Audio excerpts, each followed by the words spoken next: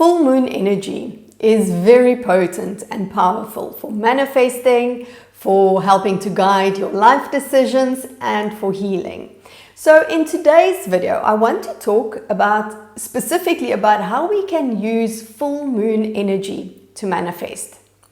By the end of this video, you'll get a good understanding, or you'll have a good understanding rather, of the cycles of the moon and what the energies of these different cycles represent. And I'll also share with you 4 tips on how you can use full moon energy to manifest. My name is Tertia, and on this channel I show you how to use your inner power and the laws of the universe to transform your life by making you see that who you are is enough. If that calls to your soul, then I invite you to subscribe, join our community. If you're excited to learn how you can harness the power of the full moon to manifest the life that you want, then hit the like button and we'll get started. I want to kick off this video by talking about moon energy in general. I think that's a good place to start. When you want to start working with the moon energy is to have a general overview of what the different phases of the moon does to us energetically, and really how the energy affects us. The moon isn't just a beautiful, shiny object out in the sky, right?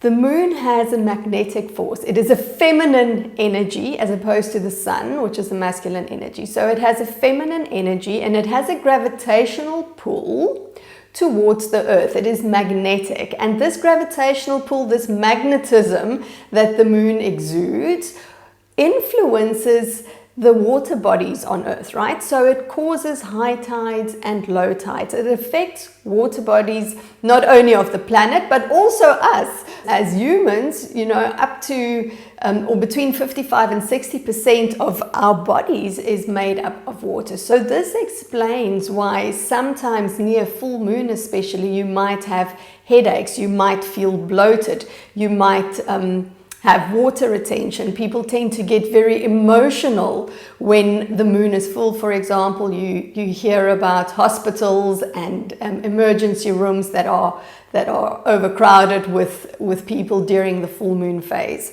The theme around the moon, for me certainly, is very much one around self-care and introspection. And if you're new to working with the moon, a good place to start is by first learning about when it's new moon and when it's full moon. And you can then begin to align your actions and some rituals, which I'll talk about a little bit later, to these 2 phases of the moon. So those are really the 2 important ones to remember. So let me get into that a little bit deeper. The new moon phase, that is symbolic of new beginnings, all right? So this time, and especially from the new moon and the 2 weeks following the new moon, this is a good time to set intentions, to take aligned actions. It's the time of when we start with new things, we're planting the seeds of what it is that we want to harvest. So really the new moon energy is the time of creating new things. Then follows the full moon energy, which is 2 weeks later, and the full moon energy is then the energy of completion. It symbolizes completion, it symbolizes a coming end to, it symbolizes releasing and letting go and ending, finishing. The full moon is then a very powerful energy to support you in letting go of those things that you no longer want, or things that you want to let go of. So detoxing, or letting go of relationships, or closing off a chapter in your life. You can really work with the full moon energy to support you in this. Okay, so that then is a overview of the 2 important moon phases if you're starting to work with moon energy, the new moon and the full moon. And now I want to talk specifically about how you can begin to work with full moon energy for manifesting. So the first tip is to recognize the intention of what it is that you are trying to do. And specifically with the full moon, as I've spoken about before, the full moon is really when we complete things. It's when we end things. It's when things come to a stop. So when you are working towards your goals, when you are working towards manifesting something in your life, the full moon phase is not the right phase to start that. You need to do that earlier in the month. And that brings me to the second tip. So the second tip is specifically when you want to work with manifesting around the full moon, is to backtrack yourself and start at the new moon. So in the new moon phase, set your intention around what it is that you want to create for yourself. All right, so you can journal about this. You can take do some self-care practices, some introspection to see and understand what it is that you want to create in your life, what it is that you want to manifest, what it is that you want to work towards or live into. And then you carry that for the 2 weeks, as I said. And then when it comes to the full moon, so about 2 days before the full moon, you can then begin to work with the full moon energy. It really is this time where you start to reap what you have sown. It's when you begin to harvest the little seeds that you have planted in the 2-week journey before. And the way to go about this is to start with gratitude. So really, as part of manifesting with a full moon, the important thing is to be grateful for what you are harvesting. It is for you to look back at the 2 weeks that have passed, and also to look at what it is that you are intending to manifest for yourself, and to be grateful for the blessings that you have in your life.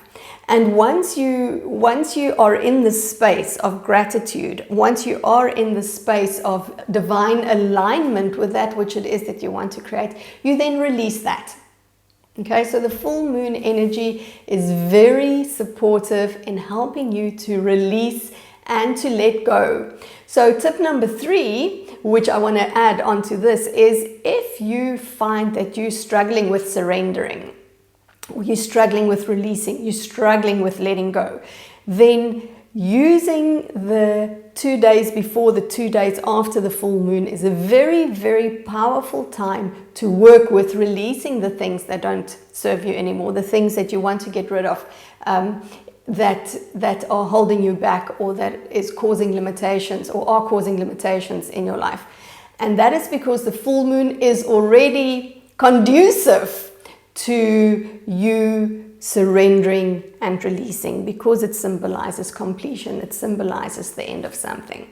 So the way that you go about this is you get yourself out of the way, and you really hold the intention of releasing what no longer serves you. You can use mantras to do this. You can breathe into the things that are holding you down, that are holding you back. And with your exhale, it also supports you to release that. You can do some journaling around your shadow. Full moon is very powerful to help us eliminate those things that, again, can be released, that can be let gone of. I want to say that we can let go of, rather.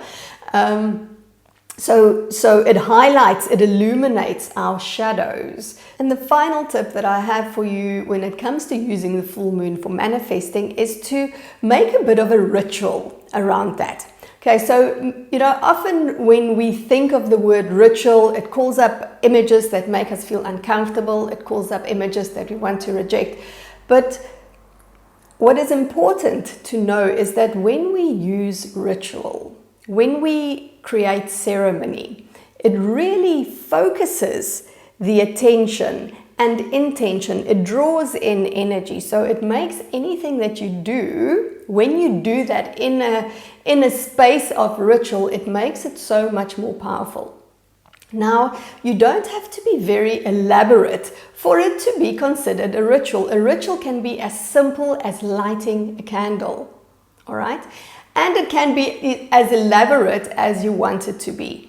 But creating ritual around the work that you're doing with the full moon is just really going to amplify and intensify those energies. It's just going to make it so much more powerful. Some of the things that you can do is you can create a ritual around going to sit outside and looking at the moon, meditating in the light of the moon. That makes it a lot more powerful. You can, as I said, create a simple ritual of simply lighting a candle and, maybe burning some incense and journaling while you are in this meditative space. You can go for a walk in the moonlight, you can say a prayer, you can use mantras, so many different things that you can do as part of your ritual. So I really hope that you found this video on using the full moon to manifest and learning more about the two most important moon energies and how those energies affect you. I hope that you found it helpful.